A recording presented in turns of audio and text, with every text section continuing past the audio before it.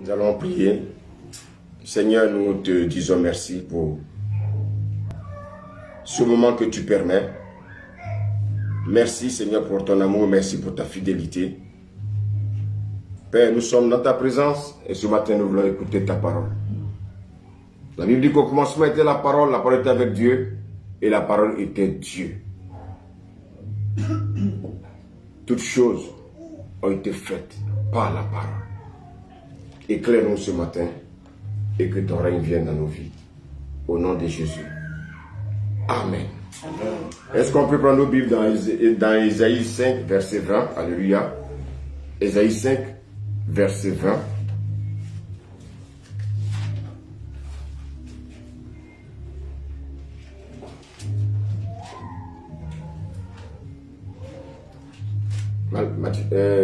Marco, est-ce que tu peux lire, s'il te plaît? Amen. Amen.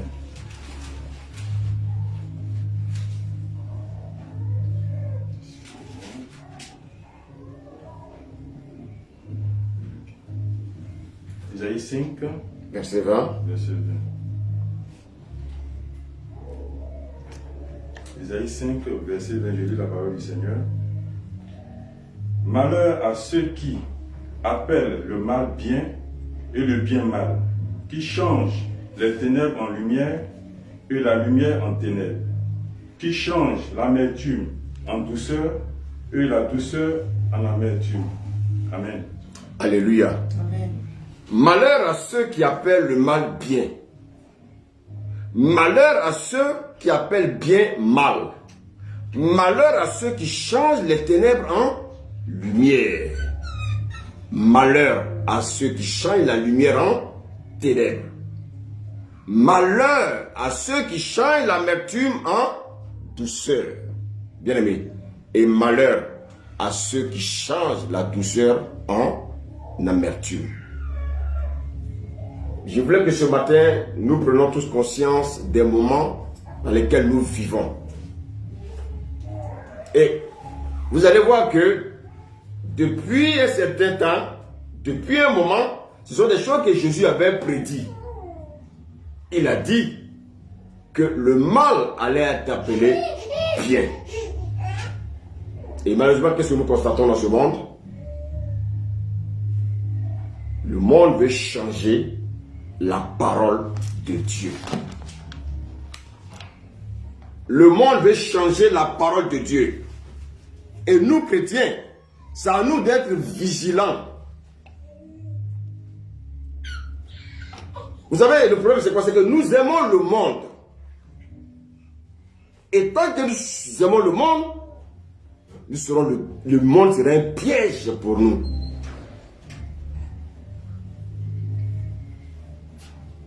Aujourd'hui, regardez bien ce qui se passe dans ce monde. Et regardez tout ce que les hommes dans les différentes assemblées nationales légalisent. Regardez les lois qui sont votées. Alléluia. Amen. Regardez les lois qui sont votées. C'est-à-dire on veut nous faire accepter ce qui est contraire à la parole de Dieu. Et qu'est-ce que nous constatons? Malheureusement, les chrétiens sont rentrés, bien aimés, dans ces choses. Les chrétiens commencent à accepter ce que le monde, bien aimé, nous propose. Mais les chrétiens sont conscients que ce sont des choses qui sont contraires à la parole.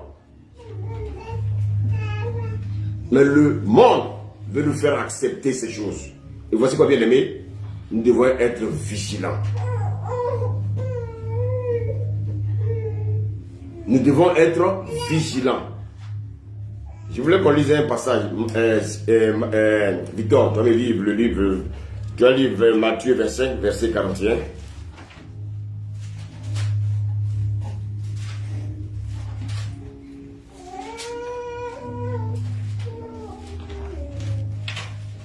Matthieu 25, Verset 41. verset 41. Il est écrit: Ensuite, il dira à ceux qui seront à sa gauche: Éloignez-vous de moi, maudit, allez dans le feu éternel qui a été préparé pour le diable et pour ses anges. Alors, bien aimé, ici encore, il est dit, allez dans le feu maudit. Je crois qu'ici, parmi nous, personne ne veut être maudit. Je crois qu'ici, parmi nous, personne ne veut être maudit. Le Seigneur dit, maudit. Bien aimé, c'est mal à entendre ça, maudit. Allez dans le feu qui a été préparé. Mais ça a été préparé quand, ce feu? Et il a été préparé pour qui? Je vais vous donner la réponse. Ce feu, il a été préparé pour Satan. Il a été préparé pour Satan et ses démons. Mais, je vais faire une révélation, c'est que Satan ne veut pas aller seul dans le feu. Il veut aller avec le maximum. Et voici quoi, bien aimé, en tant que chrétien, il faut arrêter les amusements. Il faut arrêter la distraction. Parce que les chrétiens sont dans la distraction totale. L'ennemi va nous utiliser. Mais est-ce que nous sommes conscients que, bien aimé, le Seigneur a besoin de nous? Est-ce que nous sommes conscients que, bien aimé, il y a un feu qui est éternel? Bien aimé, est-ce que nous sommes conscients, bien aimé, qu'il y a un feu éternel? Et ce feu, il a été préparé non pas pour les chrétiens, mais pour le Satan et ses anges. Les anges de Satan sont encore appelés les démons. Quand vous renversez démon, ça fait monde.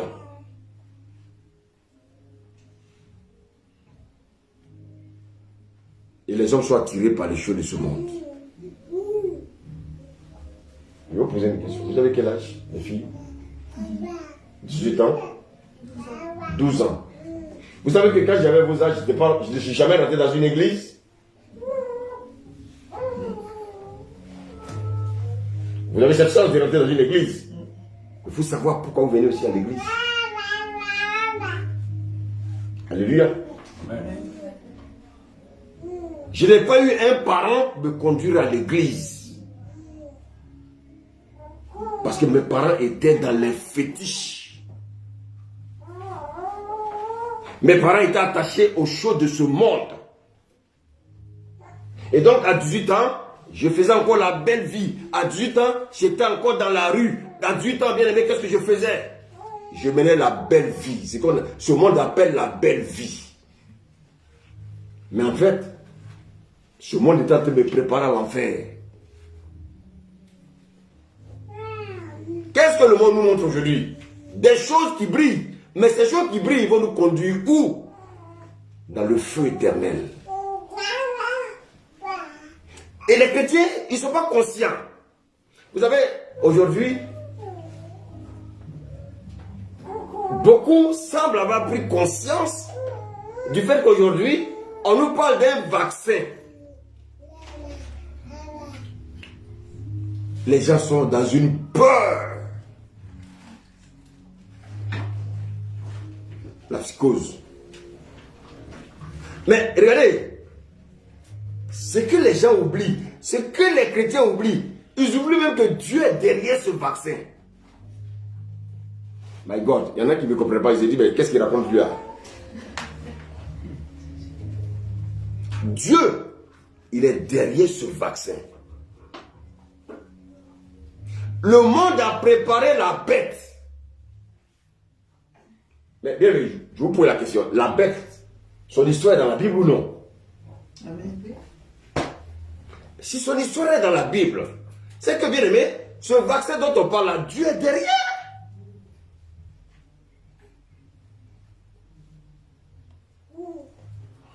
Alléluia. Amen. Les gens sont paniqués. Il faut faire le vaccin, il ne faut pas faire le vaccin, il faut faire le vaccin, il ne faut pas faire le vaccin. Bien aimé, nous sommes arrivés à un temps, un tournant de la vie, bien aimé, de notre vie chrétienne. Tu dis que tu as été chrétien, Dieu veut que tu manifestes maintenant la foi. Ne me posez pas la question à moi. Qu'est-ce que je dois faire? Non. Quand on lit le livre de Matthieu, la Bible dit que celui qui persévérera jusqu'à la fin sera sauvé. Il n'a pas dit ceux. C'est une affaire individuelle. C'est une affaire personnelle. Jésus a dit dans sa parole que votre oui soit oui, votre non soit non. Ça veut dire quoi? C'est une affaire individuelle. Celui qui fait le vaccin, il est responsable de ce qu'il fait. Celui qui ne prend pas le vaccin, il est responsable aussi de ce qu'il fait. Ne venez pas. Je voulais insister pour dire à certains pasteurs qui croient qui veulent être à la place de Dieu. Ce n'est pas à vous d'obliger les chrétiens à se faire vacciner ou pas.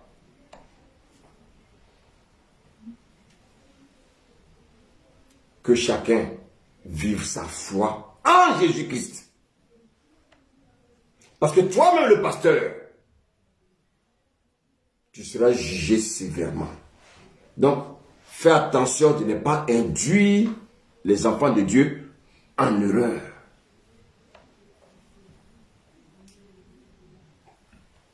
Nous sommes arrivés à un tournant de notre vie où chacun doit prendre conscience de sa marche chrétienne. Et vous voyez que souvent, même le travail est un piège. Les gens n'ont même plus le temps aujourd'hui. Les gens courent derrière le travail. Les gens ont un travail. Il y a un travail le matin. J'ai un travail dans l'après-midi. Il y en a qui font le travail la nuit. Le matin à 6 h, rebelote. C'est un piège. C'est-à-dire qu'ils n'ont même plus le temps même pour le Seigneur. Et regardez les dimanches. Regardez dans les églises les dimanches. Les gens ne sont plus à l'église parce que tout le monde travaille. Il faut que je mange. Non. Dieu n'interdit personne de manger. Mais tout ça, ce sont des pièges de l'ennemi. On va tourner la page, bien aimé, dans Matthieu 24. À partir du verset 36.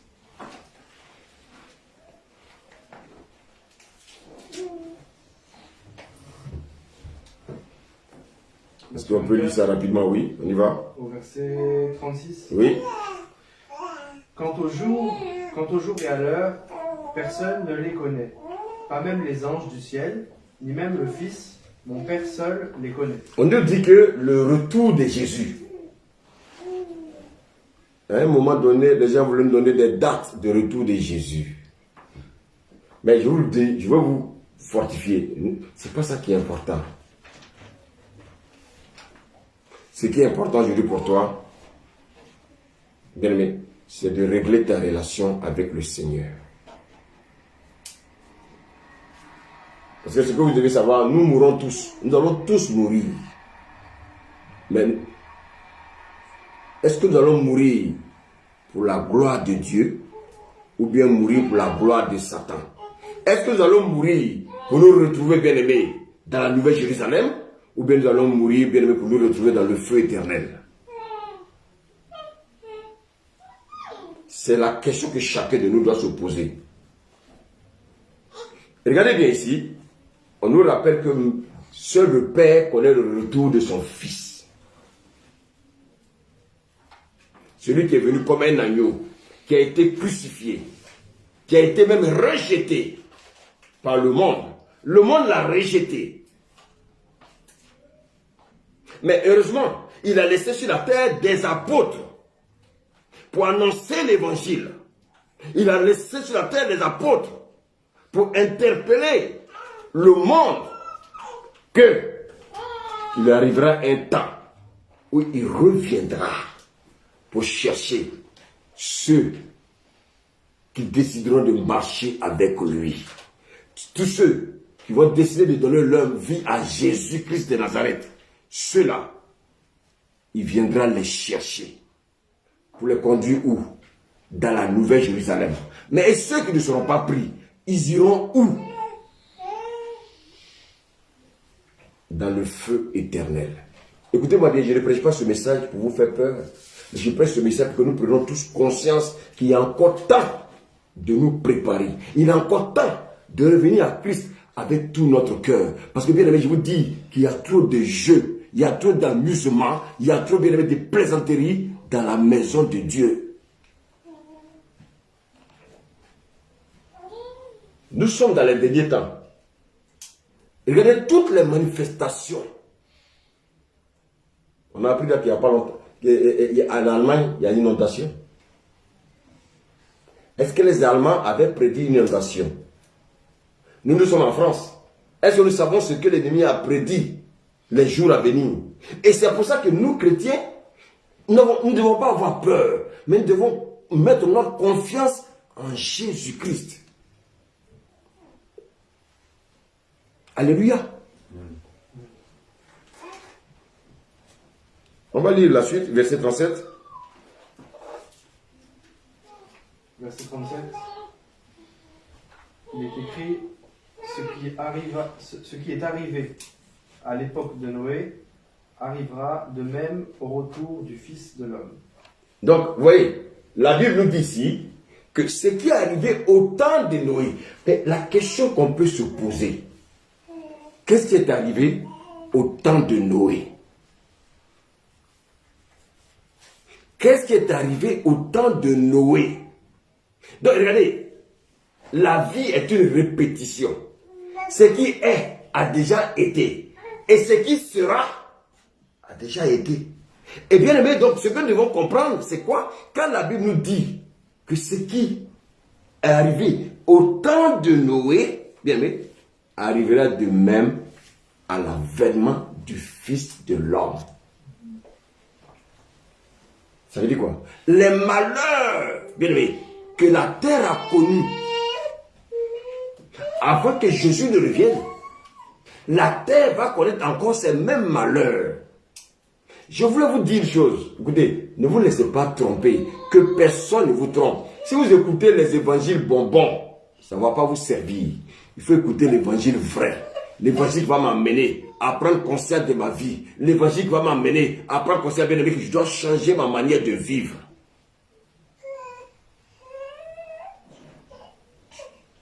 Au temps de Noé, qu'est-ce qui s'est passé? Jésus, Dieu a envoyé Noé bâtir l'arche. Les gens, le monde riait. Ah, mais qu'est-ce qu'il fait? Il construit une arche là, en plein soleil. Comment on peut construire une arche en plein soleil? C'est comme si, bien aimé, on vient, moi je me dis, je décide d'acheter un bateau pour mettre chez moi et puis rouler, bien aimé, sur la voie publique avec mon bateau. Les gens vont se moquer de moi. Imaginez-vous, Dieu vous dit de bâtir un bateau pour mettre dans votre cour. Et dans une semaine de commencer à rouler sur la voie publique. Les gens vont se moquer de vous. Mais vous avez entendu la voix de Dieu. Mais les gens vont se moquer de vous. Et c'est pour ça que, bien aimé, sachez que le monde va toujours se moquer de nous. Parce que tant que tu refuseras de faire comme le monde va se moquer de toi. Regardez comment les gens sont devenus malheureux. Ah, si tu ne prépares pas le vaccin, tu n'iras plus au restaurant. Parce que moi, je ne sais pas préparer chez moi. J'ai préparé chez moi, je mangerai. Ah oui, si tu vas faire le vaccin, on n'ira plus aller au cinéma. Il y a une télé chez moi. Vous voyez combien de fois on tombe dans les pièges. Ah, si tu ne fais pas le vaccin, voilà ce qui va t'arriver. Je suis en train de te dire ce soir que ce vaccin-là, Dieu est derrière. Dieu est derrière. Mais le monde ne sait pas que Dieu est derrière. Les gens ils accusent souvent Satan. Mais non, Satan ne peut rien sans que Dieu ne lui dise vas-y. Satan ne pouvait pas attaquer Job tant que Dieu lui dise vas-y. Maintenant aujourd'hui, C'est à nous d'avoir le discernement pour faire le bon choix. Pendant des années, tu as dit que tu aimais Jésus. Tu as dit que tu veux marcher avec lui. Maintenant, il te met une épreuve devant toi pour prouver que tu l'aimes. Qu'est-ce que tu choisiras?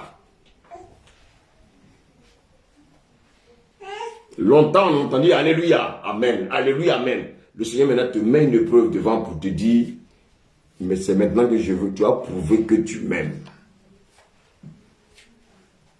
Et vous voyez, devant une situation telle, vous voyez que on ne peut pas dicter des choses aux gens.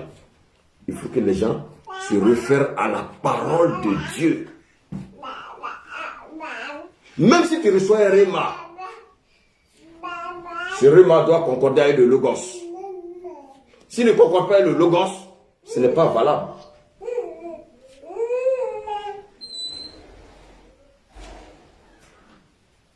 Et ici, la Bible nous dit ce qui arriva du temps de Noé. Mais qu'est-ce qui est arrivé du temps de Noé? Verset 38. On va nous expliquer maintenant ce qui est arrivé du temps de Noé. Il est écrit, en effet, dans les jours précédant le déluge, les hommes mangeaient et buvaient, se mariaient et mariaient leurs enfants, jusqu'au jour où Noé est entré dans l'arche. Ils ne se sont doutés de rien jusqu'à ce que le déluge vienne et les emporte tous. Il en ira de même au retour du Fils de l'homme. Vous voyez, aujourd'hui, nous sommes dans une situation où les gens ne se posent même pas de questions. C'est-à-dire, les gens sont tellement dans la peur qu'ils ne peuvent pas savoir que c'est maintenant qu'il faut se remettre au Seigneur.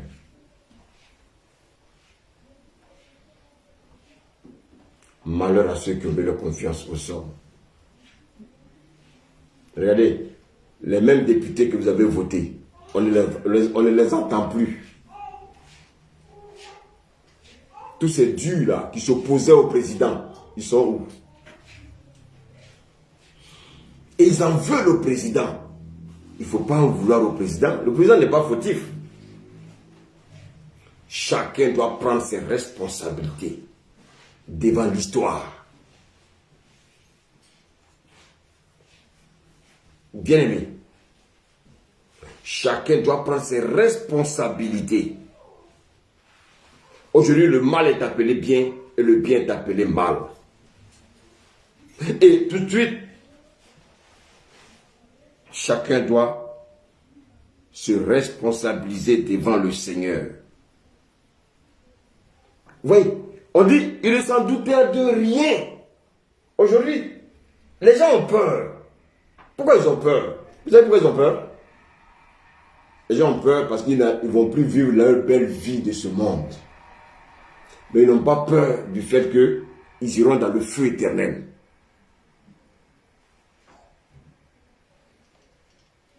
Alléluia. Amen. Les gens savent, ils ont oublié qu'il y a un jugement.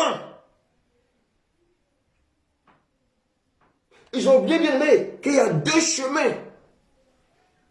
Le chemin du feu éternel, l'enfer, et puis il y a le chemin, bien aimé, de la Nouvelle Jérusalem. Mais je vous pose la question, qui va choisir le chemin pour son ami? Chacun fera son choix.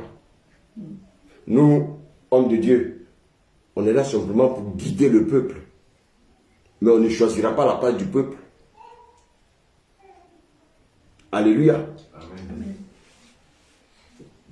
Et ça, malheureusement, beaucoup ne comprennent pas ça. Les gens en veulent aux hommes politiques. Non, il ne faut pas en vouloir aux hommes politiques.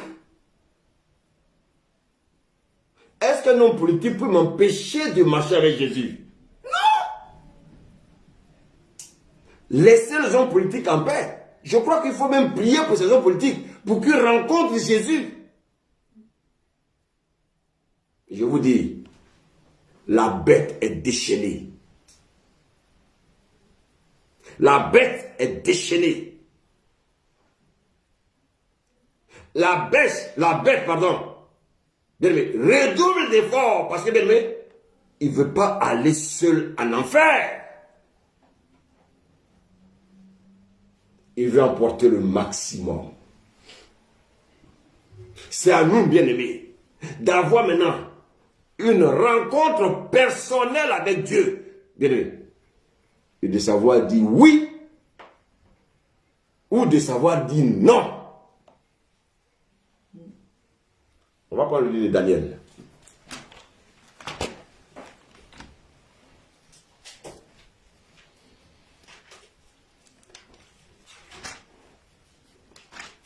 Daniel 10. Avant de l'arrivée de Daniel 10, prenons d'abord Daniel 1.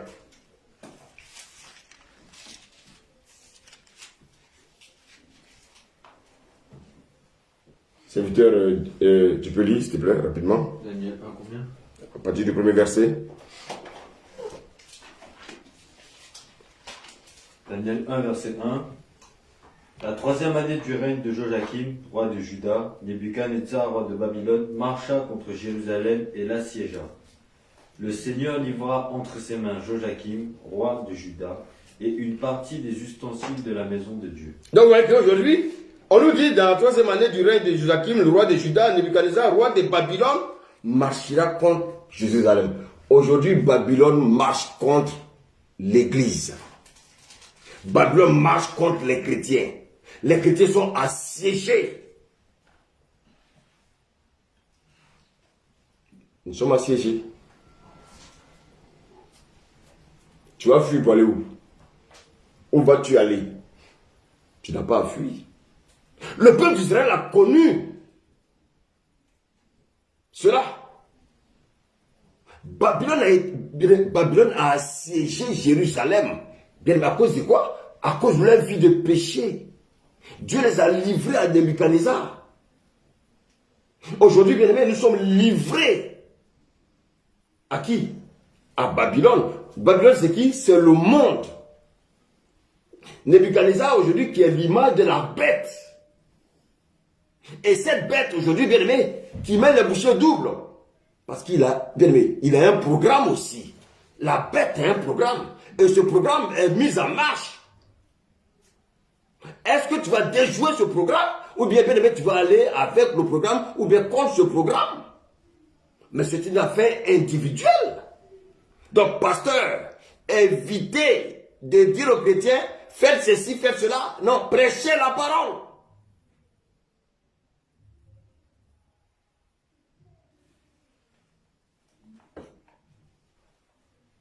Même mon épouse, je ne peux même pas lui dire des choses.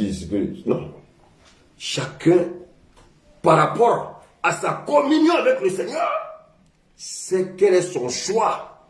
Parce que le jour, bien aimé, de l'enlèvement, le Seigneur ne veut pas enlever une famille. Il ne vient pas enlever moi et ma femme et mes enfants. Il vient nous enlever individuellement. Et c'est pour ça qu'on, bien aimé, on dit que le salut est individuel.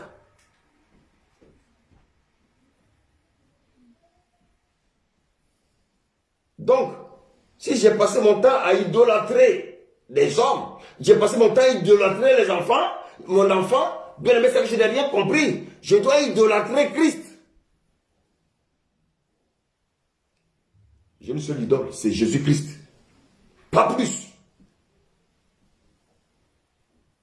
Quand la Bible nous dit malheur à vous, il ne faut pas que, bien aimé, ces moments-là arrivent en hiver. Il ne faut pas que les femmes soient enceintes. Ça veut dire quoi? Il n'y aura pas de pitié. On est dans les sentiments. Ce n'est plus le temps des sentiments. C'est le temps, bien aimé, de ranger nos vies. Aujourd'hui, Jérusalem est assiégée.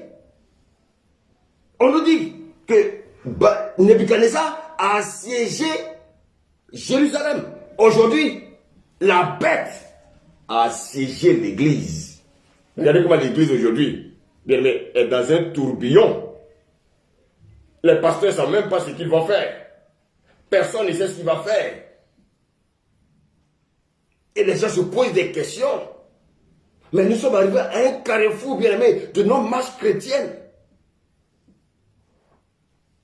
Aujourd'hui, à qui dois-je regarder? Mais Dieu doit être fixé sur qui? Pas sur un député, pas sur un président, pas sur quiconque. Mais mes yeux doivent être fixés sur Jésus-Christ. Voici quoi, bien aimé, je prie afin que toute la France se repente et donne leur vie à Jésus. Et par ricochet, que le monde entier, bien aimé, se prosterne. Longtemps vous êtes prosterné devant le diable. Longtemps vous êtes prosterné devant Satan pour avoir les richesses de ce monde. Mais les richesses de ce monde ne peuvent pas vous sauver.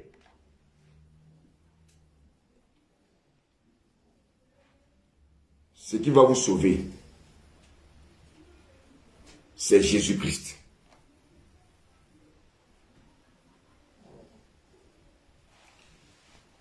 Le verset 2, il dit quoi? Le Seigneur livra entre ses mains Joachim, roi de Juda, et une partie des ustensiles de la maison de Dieu. Nebuchadnezzar emporta les ustensiles au pays de Shinéar, dans la maison de son Dieu. Il les mit dans la maison du trésor de son Dieu. Aujourd'hui, l'église est dans le monde. Le monde non seulement rentré dans l'église. Aujourd'hui, on ne fait même plus la différence entre un païen et un chrétien. Les païens ont peur. Les chrétiens ont peur.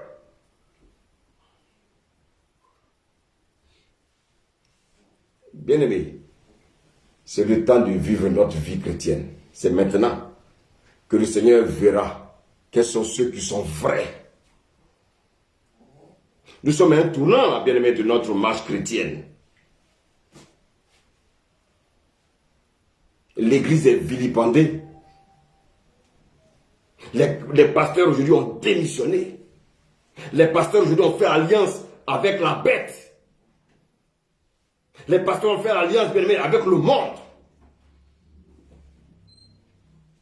Ce n'est plus maintenant une affaire des pasteurs ou de quiconque. C'est une affaire, bien aimé, individuelle. Église, bien aimé, quelle est ta relation avec ton époux?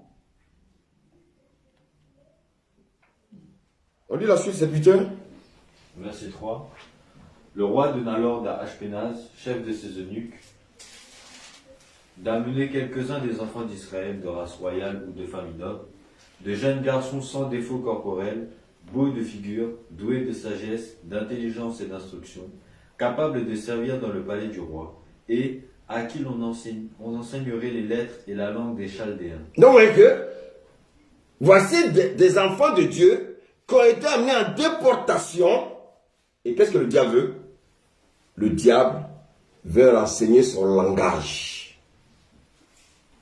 Aujourd'hui, nous sommes chrétiens, mais nous avons quoi? Nous avons le langage du monde. Nous avons le comportement du monde. Nous faisons les choses du monde. Le monde a peur, nous aussi nous avons peur. Nous avons les habillements du monde. Nous avons les pensées du monde. Bien aimé, mais le peuple d'Israël, lorsqu'ils étaient à Babylone, ils avaient un guide qui voulait les transformer en Babyloniens. Beaucoup sont des chrétiens, mais ils veulent, bien aimé, retourner à ce qu'ils ont vomi, c'est-à-dire retourner dans les pratiques du monde.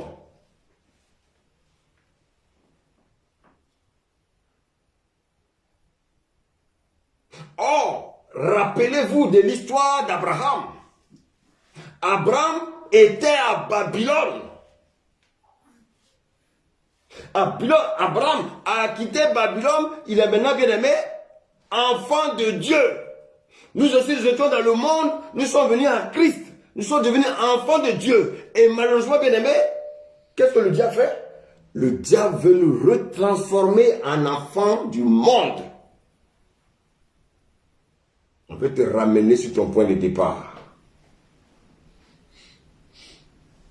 Maintenant, c'est à toi. C'est à toi. Dieu a fait sa part. C'est à toi de dire si je veux retourner dans le monde ou bien si je veux rester enfant de Dieu. L'enfant de Dieu, ce n'est pas celui qui va à l'église. Hein? L'enfant de Dieu, c'est celui qui a une communion avec le Seigneur. Alléluia.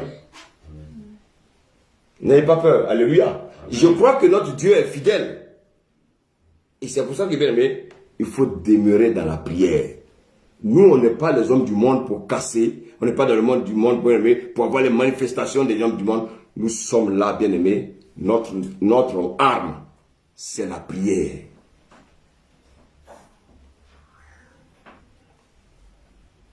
Ils ont commencé à enseigner la langue de Babylone aux enfants de Dieu. Aujourd'hui, les chrétiens, ils font tout ce qui est dans le monde. Ils ont les pratiques du monde. Ils ont les pensées du monde. Et ici, le plan bien-aimé de Nebuchadnezzar, c'était de permettre à tous ceux, tous les Israélites, bien-aimés, qui ont été amenés en déportation, de devenir babyloniens. Aujourd'hui, le plan de l'ennemi, c'est que tous ceux qui sont dans l'église, tous ceux qui se disent chrétiens, il veut les ramener à devenir des mondialistes. Des hommes du monde. C'est une affaire individuelle. Et nous allons le voir. Tu peux continuer la lecture? Verset 5. Le roi leur assigna chaque jour une portion des mets de sa table et du vin dont ils buvaient, voulant les élever pendant 3 années, au bout desquelles ils seraient au service du roi. Oui. Donc Satan, il a un plan. Il veut nous utiliser à son service. Et pour cela, qu'est-ce qu'il va faire? Il va vouloir bien aimer nous abominer avec ses mets. Qu'est-ce que nous mangeons aujourd'hui? Nous mangeons les choses du monde. Nous pratiquons les choses du monde. Nous allons dans les boîtes de nuit du monde. Nous avons le langage du monde. Nous parlons comme eux. Alléluia. Amen. Nous voulons bien aimer pratiquer les choses de ce monde. Mais vous savez, je vous ai dit que c'était une affaire individuelle. La marche chrétienne est une affaire individuelle. Un pasteur ne peut pas transformer quelqu'un. Le pasteur lui-même, il a le feu derrière lui. S'il ne se conforme pas à la parole de Dieu, il ira en enfer. Regardez bien ce que nous dit le verset 6. On y va. Il y avait parmi eux, d'entre les enfants de Juda, Daniel, Anania, Michaël et Azaria. Le chef des eunuques leur donna des noms. À Daniel, celui de Belchassar, à Anania, celui de Shadrach, à Michaël, celui de Meshach, et à Azaria, celui d'Abednego. Dis-moi, quel est le nom que le monde t'a donné? Le monde t'appelle avec un nom. Regardez, lorsque vous allez dans l'administration, ils vous ont attribué des codes. Ils vous attribuent des codes.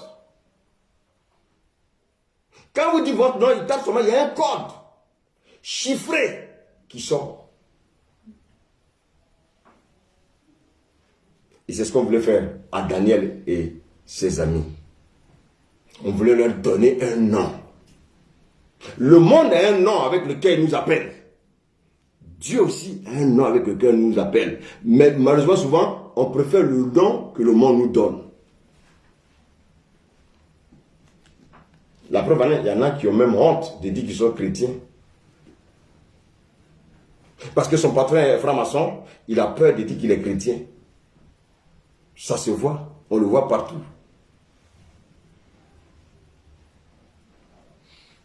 Le monde veut nous donner un nom. Allons-nous accepter ce nom? Verset 7. Je reprends le 7. Verset 8. Daniel résolut de ne pas se souiller par les mets du roi et par le vin dont le roi buvait. Et il pria le chef des eunuques de ne pas l'obliger à se souiller. Ah! Écoutez bien. Donc vous voyez que, en tant qu'enfant de Dieu, personne ne peut t'obliger à faire ce que tu n'as pas envie de faire. Je dis, arrêtez d'accuser quiconque.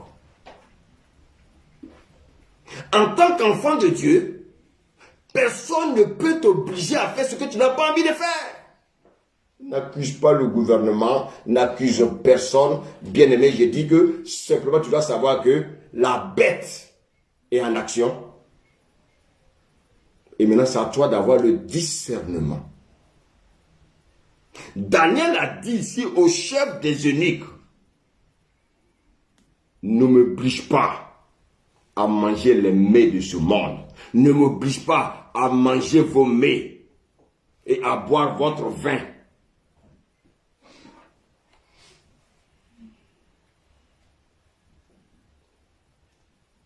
Daniel résolu. La Bible dit que à tes résolutions répondra le succès.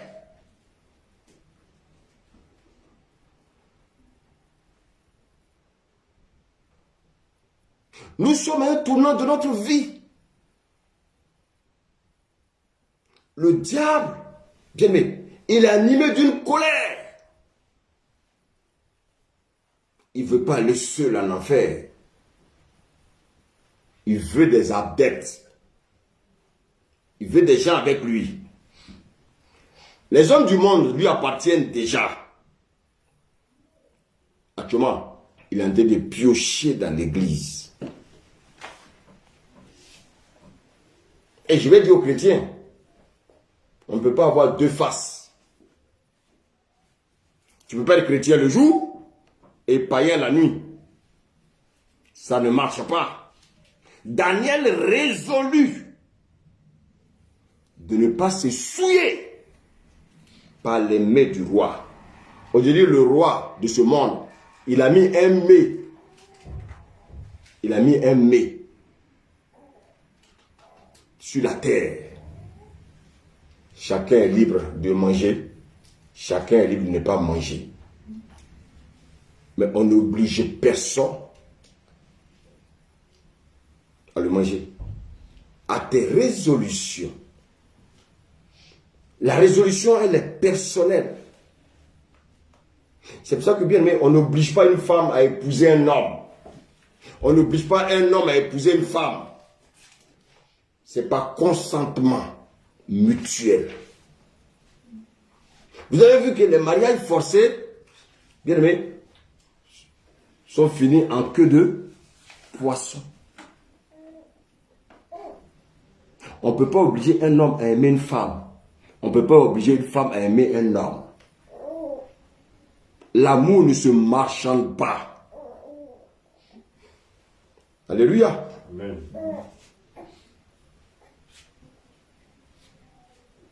Il y a des choses qui sont individuelles. La Bible nous dit ici que Daniel résolut de ne pas se souiller par les mains du roi. Le monde aujourd'hui nous propose un mets.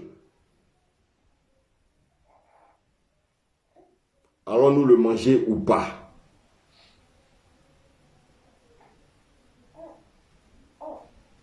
Bien aimé, vous savez pourquoi Daniel a refusé de manger le mets de Babylone? Aujourd'hui, bien aimé, tu vis aussi dans ce monde, comme Daniel aussi vivait à Babylone. Mais Daniel, bien aimé, à cause de quoi Daniel n'a pas mangé les mets du roi de Babylone? Serviteur, on lit la suite. Verset 9. Dieu fit trouver à Daniel faveur et grâce devant le chef des eunuques. Donc vous voyez que Daniel ne s'est pas battu avec l'eunuque. Daniel n'a pas insulté Nebuchadnezzar. Nous, on n'a pas, c'est pas notre rôle d'insulter, bien aimé, les autorités. Une autorité, bien aimé, on respecte les autorités. Il faut arrêter d'insulter les autorités. Parce que l'autorité ne t'oblige pas. Il propose, mais il ne va pas t'enchaîner. Daniel n'a pas été enchaîné. Daniel résolut de ne pas se souiller par les mains du roi. Toi aussi, de la même manière, Daniel s'est résolu. Tu as aussi toutes les facultés comme Daniel, bien aimé, de décider ce que tu veux faire de ta vie. Bien aimé, Dieu fit trouver à Daniel faveur et grâce devant les chefs, le chef des eunuques. Mais pourquoi Daniel a trouvé grâce aux yeux de Dieu? Parce que Daniel, bien aimé, il avait une vie de prière. Daniel respectait certes Nebuchadnezzar. Daniel n'a jamais manqué de respect à Nebuchadnezzar. Daniel, qu'est-ce qu'il faisait? Il s'est remis à la prière. Daniel s'est remis à la prière. Bien-aimés, arrêtons d'insulter les gens autour de nous. Chrétiens, si tu as reçu l'éducation de Jésus-Christ, il n'y a pas d'injure. Si tu as reçu l'éducation de Jésus-Christ, tu as une arme puissante, c'est la prière.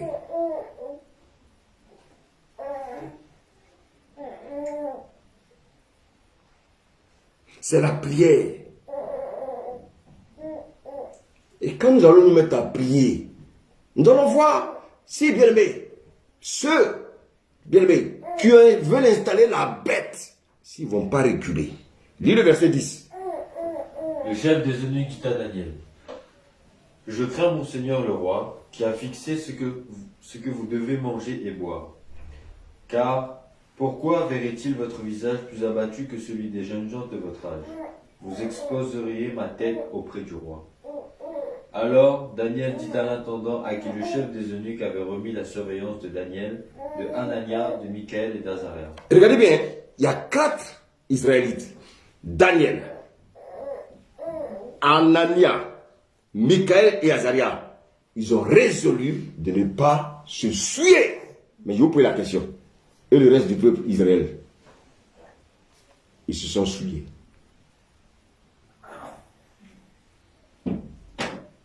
Donc aujourd'hui, il y a des chrétiens qui vont se souiller. Et il y a d'autres, à cause de la crainte de Dieu, vont prendre la résolution, bien-aimée, pour leur bonheur à eux.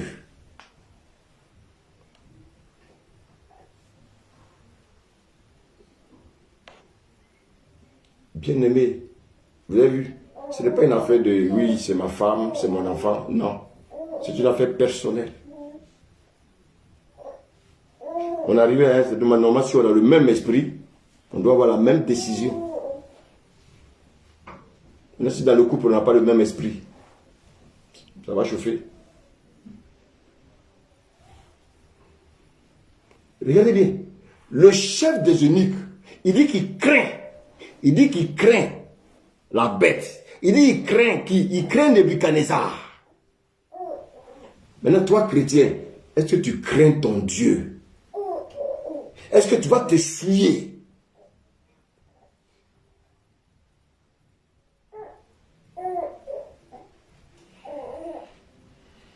Le chef d'eunuque, il dit qu'il craint Nebuchadnezzar. Maintenant, toi, chrétien, est-ce que tu crains Jésus? Quel sera ton choix? Qu'est-ce que tu vas décider? Lui, il craint son chef. Les hommes du monde, ils craignent la bête. Maintenant, toi, chrétien, est-ce que tu crains ton Dieu ou bien tu crains la bête? Ce n'est pas une question de oui, je suis chrétien, oh, je suis chrétien depuis 30 ans. Ce n'est pas important. L'ouvrier de la 9e heure a eu le même salut que celui qui a travaillé la première heure. Ce n'est pas une question de ça fait 30 ans que je suis chrétien.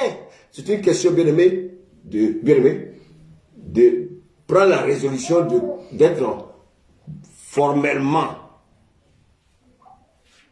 fidèle à Jésus-Christ.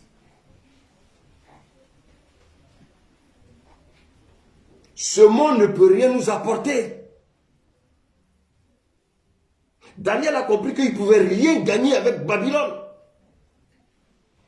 Babylone ne pouvait que le souiller.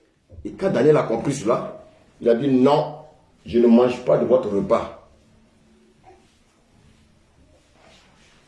Et je vous dis, c'est une affaire individuelle. Vous avez vu que Daniel, il n'a pas obligé tous les autres Israélites à faire comme lui. Parce qu'ils connaissent tous la Torah. Donc, chrétien, tu connais la parole. Donc, personne ne doit t'induire en erreur. Et personne ne doit t'obliger. Qu'est-ce que la parole de Dieu dit? De ne pas se souiller avec les mains du roi de Babylone. Donc, bien aimé, ne te suis pas avec les mains de ce monde. Tu dis que tu es chrétien. Maintenant, prouve à Dieu que tu es chrétien. Il faut savoir faire le bon choix. Et voici pourquoi, bien aimé, ça ne sera pas gratuit chez le salut là. On dit le salut, il est gratuit. On n'aura pas à débourser financièrement. Mais Dieu veut voir notre foi. Oh, bien aimé, comment je peux savoir que tu marches par la foi? Il faut les épreuves. Et c'est pour ça que, bien aimé, tu vas me lire le verset 12. Et regardez ce que Daniel a demandé. Vas-y. Et c'est que, comment on appelle ça? Daniel va demander, oui. Éprouve tes serviteurs pendant 10 jours, et qu'on nous donne des légumes à manger et de l'eau à boire. Voilà. Qu'on nous donne des légumes à manger et de l'eau à boire. Daniel, bien aimé, il recherche la nourriture, écoutez-moi bien, d'avant le péché.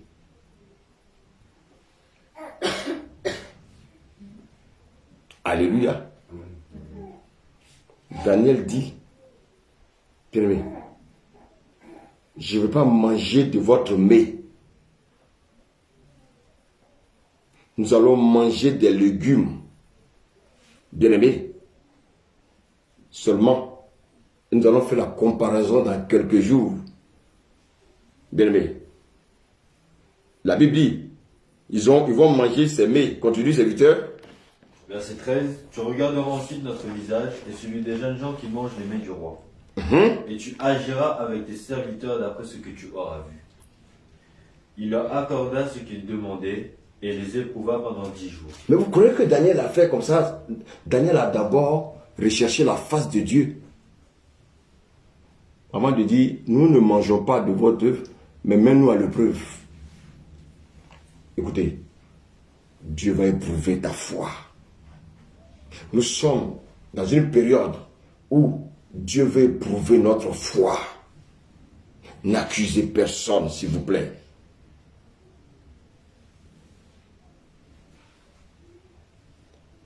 Beaucoup d'Israélites sont rentrés dans le compromis. Mais Daniel et ses 3 amis ont résolu de ne pas se souiller avec les mets du roi. Ils ont décidé de ne pas se souiller avec les mets de Babylone.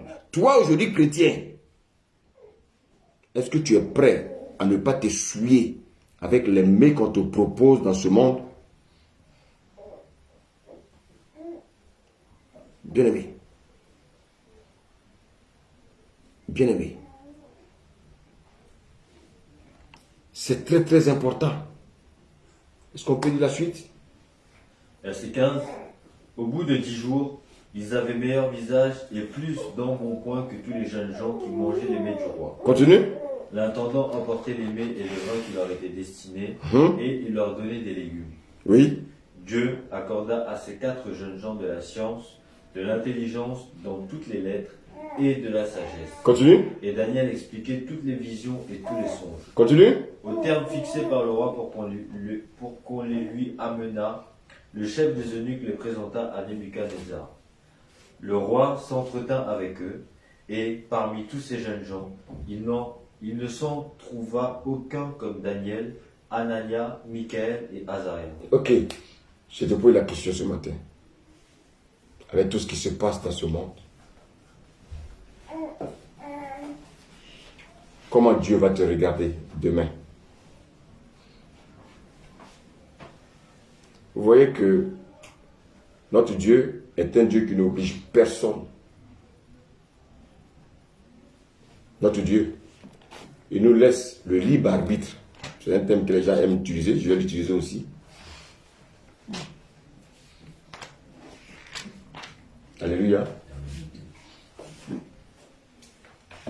C'est pour ça que tout à l'heure je disais aux jeunes filles, vous avez 12 ans, vous avez 18 ans. C'est une grâce de connaître le Seigneur. Nous, ce qui nous a amené au Seigneur, c'est la chicotte. Vous savez, les filles, je suis tombé gravement malade. J'étais près du tombeau. En avant ça, je vivais la vie. La vie de ce monde. Je crois que j'étais un don Juan. Je voulais porter tous les costumes, tous les beaux habits, manger les bons mets, visiter tous les bars, visiter toutes les boîtes de nuit. Et puis un jour, je suis tombé malade. J'étais près de la tombe.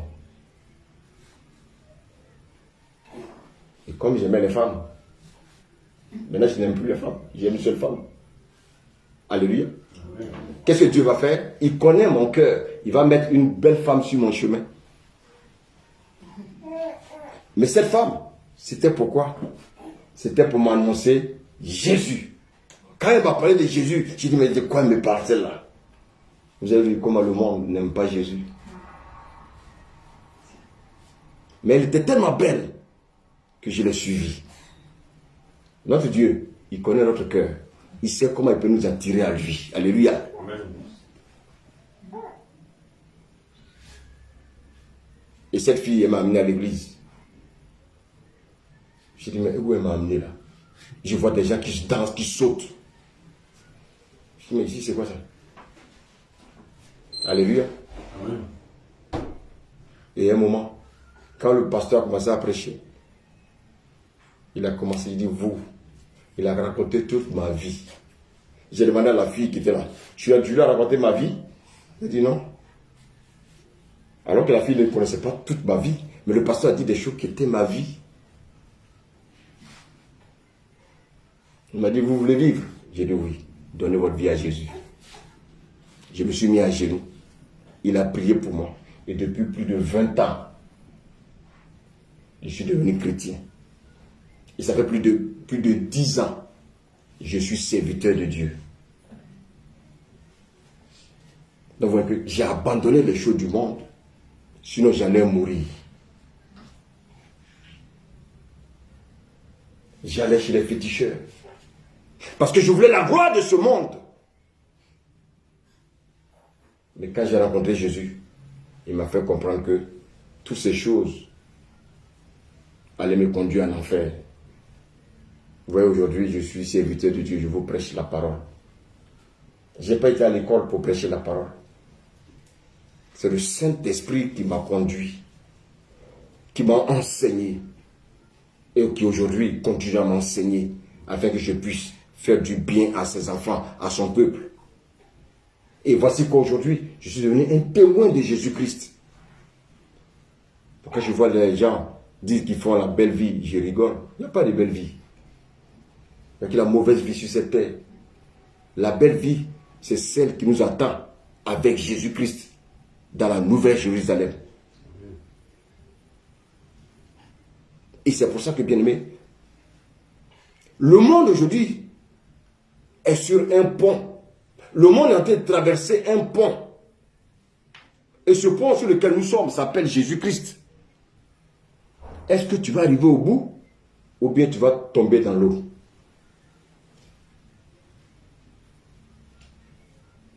Que rien dans ce monde nous éblouisse. Que rien dans ce monde nous trompe. Que rien dans ce monde nous fasse peur. Mais la seule chose que nous devons savoir, c'est que nous avons une solution. C'est Jésus-Christ. Nous ne devons pas mettre notre confiance aux hommes. Nous ne devons pas mettre notre confiance bien aux institutions de ce monde. Nous devons mettre notre confiance en Jésus-Christ. Quelle que soit ta maladie, Jésus te guérit. Quel que soit ton problème, Jésus résout ton problème. Pourquoi ne pas m'attacher à lui? Pourquoi faire semblant d'être dans le monde et d'être avec Christ? Non, le Seigneur me veut tout entier avec lui. Parce que vous voyez, bien aimé, pour terminer, on va lire 2 passages. On va lire Genèse 12.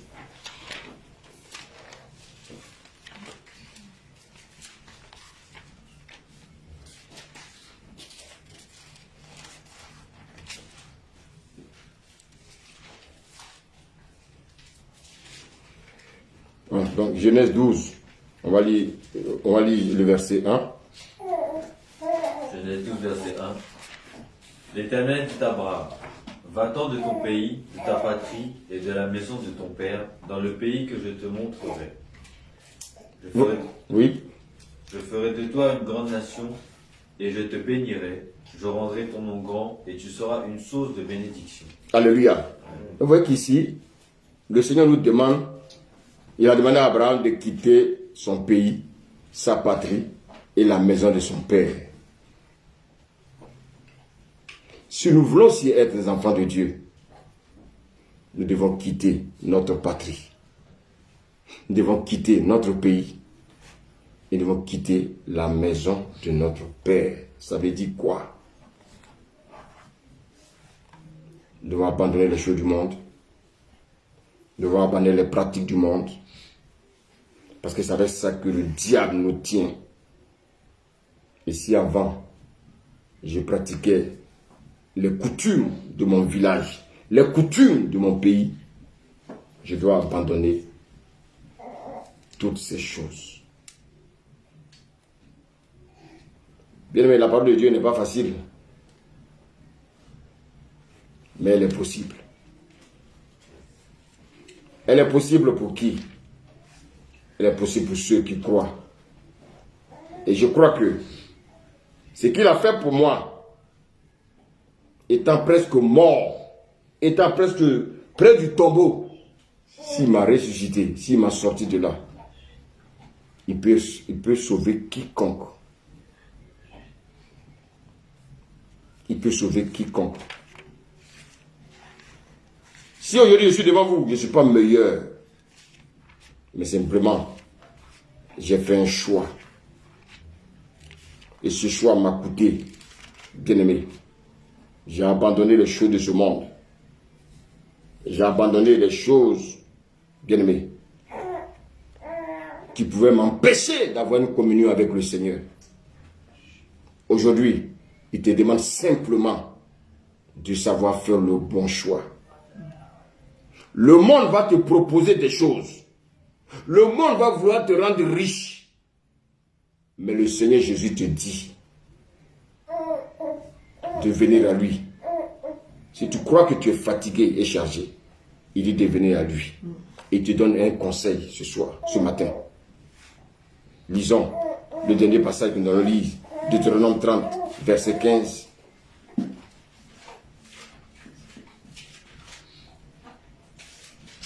Deutéronome 30, verset 15. Vois, je te mets aujourd'hui devant toi la vie et le bien, la mort et le mal. Oui, le Seigneur dit qu'il met devant nous ce matin le bien, la vie et le bien, la mort et le mal. Verset 16. Car je te prescris aujourd'hui d'aimer l'Éternel, ton Dieu, de marcher dans ses voies et d'observer ses commandements, ses lois et ses ordonnances, afin que tu vives et que tu multiplies, et que l'Éternel, ton Dieu, te bénisse dans le pays dont tu vas entrer en possession. Et là, ce qu'il dit au verset 19, vas-y. J'en prends aujourd'hui à témoin contre vous le ciel et la terre. J'ai mis devant toi la vie et la mort, la bénédiction et la malédiction. Choisis la vie. Choisis la vie. Afin que tu vives. Afin que tu vives. Toi et ta postérité. Toi et ta famille. Toi et ta postérité. Vous voyez, il y a le bien, il y a le mal, il y a la malédiction, il y a la mort et il y a la vie. Le Seigneur nous demande de choisir la vie. Vous savez, parce que quand on a la vie, on a la bénédiction. La vie inclut toutes les bénédictions de Dieu. Mais pour cela, Jésus dit, je suis la vérité. Quoi encore? Quelqu'un peut m'aider? Le chemin, la vérité et la vie. Donc si tu veux choisir, tu auras la vie. Ma prière pour toi ce matin, c'est que tu choisisses la bonne part. Comme Marie a choisi la bonne part, Marie a choisi la vie. Pourquoi? Parce que Marie voulait vivre éternellement. Il y a la mort éternelle, il y a la vie éternelle. Choisis la vie éternelle. Que le Seigneur vous bénisse. Amen. Amen.